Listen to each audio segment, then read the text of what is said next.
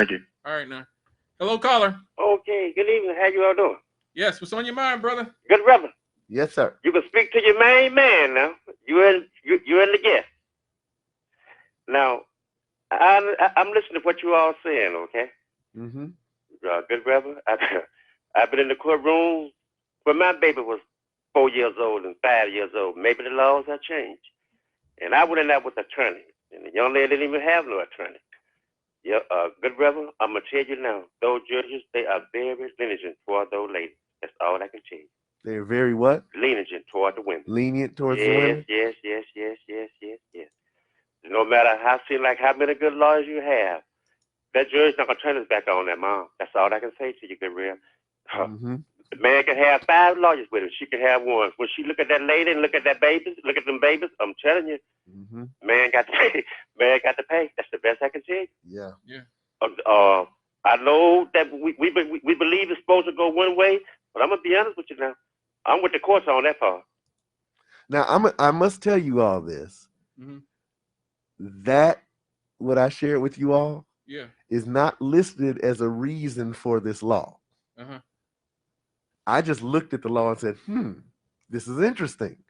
Because of the fact that on the one hand it says that state officials may not enforce this law. Well, stop right there. That's what I'm telling you now.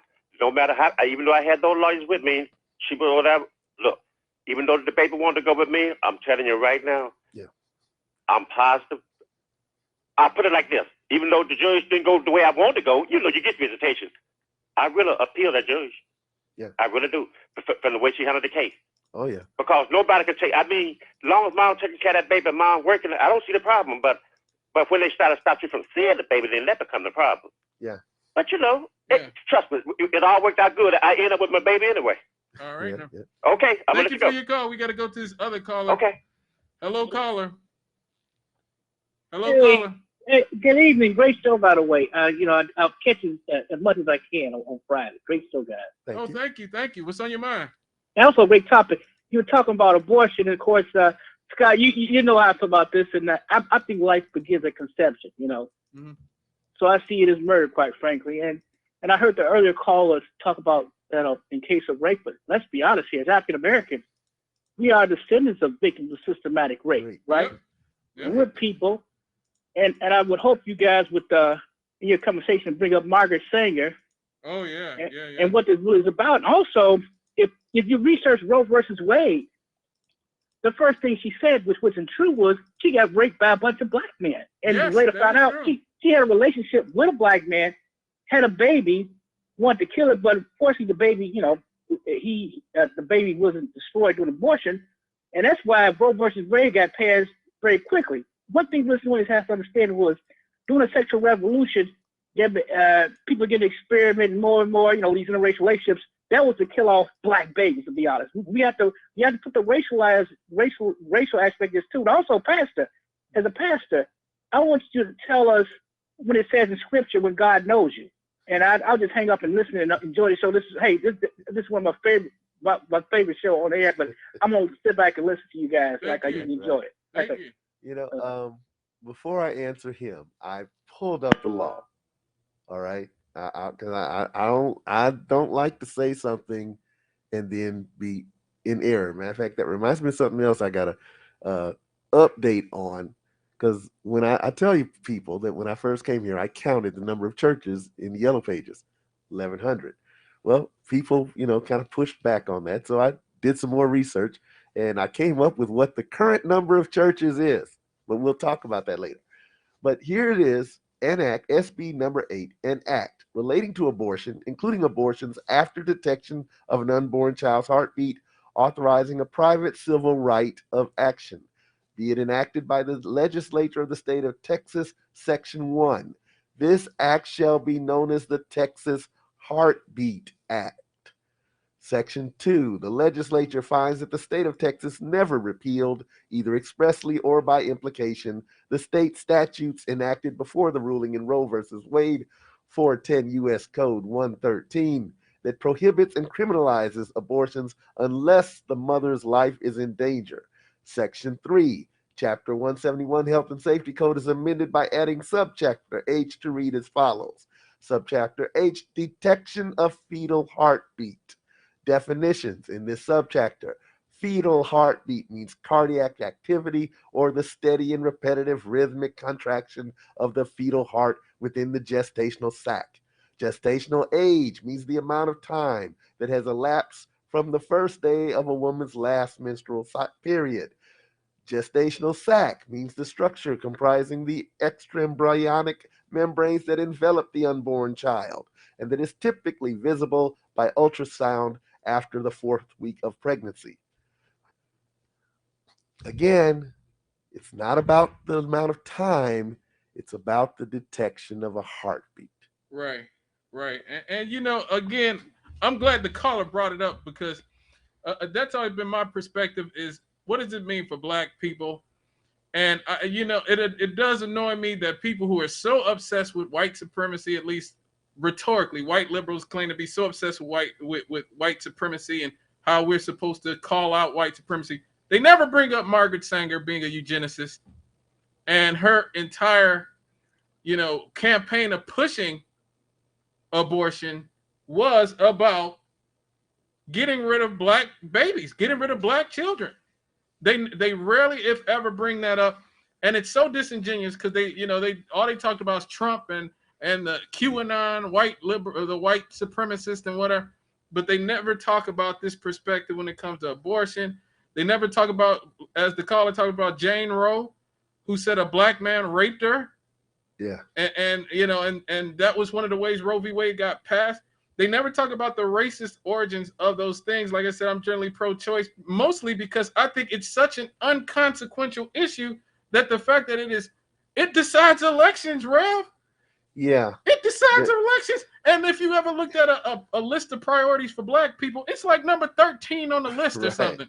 It's like, it is so many. There's so many things we got to worry about. When President Biden's press secretary responded to a Fox News reporter asking about his views on abortion as in relationship to the Catholic Church. Yeah. And she said to the reporter, "You've never had to make that decision because you're not a woman." Well, you know what? A whole lot of women never have to make that decision. You're right. No man has to make that decision. There is a percentage of men that pressure women into making that decision. Right.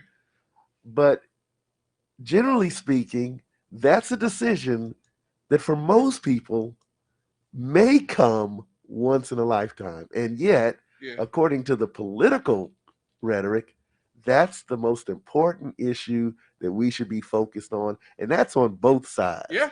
Yeah. The quote unquote pro-life crowd would argue that this issue is more important than the issue of how citizens who were involved from the beginning of the growth and development of this nation have to struggle to reap the benefits of being in on the ground floor. Right, right. And this again is a failure of black leadership in this country. All these Uncle Toms, the black liberals, the Jim Clyburns, and all the Kamala Harrises and all these other people going back to Obama, they allow themselves to be used by the sort of the liberal, white liberal elites in New York and California. I guarantee you'll probably get Barack Obama today, even though he's not even worried about getting in office. He's not worried about running for office. You'll get him to say more about abortion today, I bet you, than you will get him to say anything about reparations for black people. Yeah, you're probably right. Now, at the same time, I don't want this conversation to spiral down into he versus she thing. Oh, no. Because it really isn't. For our people, this is not, should not be, cannot be turned into a he versus she. The reality is, one, we're about 13% of the population. Right. The fact of the matter is, we need our babies. Yeah. We need our next generation. Yeah. People say this, every child that dies What is it? The United Negro College Fund says a mind is a terrible thing to waste. Right, right. Well, what is more wasteful than the life that's snuffed out before it even gets a chance? Wow. That's heavy right there. I was looking at the census, and it's like black people are still only 12% of the population or something. And looking at the story, I was sitting there thinking, I wonder what our population would be like without abortion. Like, I mean, I'm just saying, like, and I'm not, like I said, I'm not an anti-abortion person. Like I said, it's the 13th issue on my list, just like most black people. I just want it out of the way. Yeah. Personally, but if I think about the sheer volume of black children who've probably been aborted since the 1970s, I wonder if our numbers would look more like the Hispanics who have flourished. They are very Catholicism is very big in their culture, and their numbers have exploded. They're 19% of the population now. We're still stuck at 12, and I wonder if abortion has anything to do with that. We do have another caller. Hello, caller. I'm looking at Boys Town. I got this yesterday. They send you a nice package of a map and a planner and all of that. But it talks about 3 boys that was born to an addicted mother. They don't even tell about the father. Mm-hmm. And she gave Tony, the youngest one, and his brothers to the great-grandmother. Mm-hmm. Well, the grandmother died when Tony was 12 years old, and they were tossed between relatives who didn't want to keep them. And Tony and his brother Tyrone ended up on the street. Guess how they took care of themselves? How? They would wait. They didn't want to steal. So for a year, they would wait until people threw out food around the restaurant. Uh-huh. And then they would dig into the garbage can to get the food to eat. So one day they were tired and they didn't have anywhere to go. And what they did is that they went to their grandmother's church, Catholic church. She took them to Boys Town. And finally, they did grow up in Boys Town, and they ended up working and taking care of their own families. But I'm telling you all this. What about those kind of children?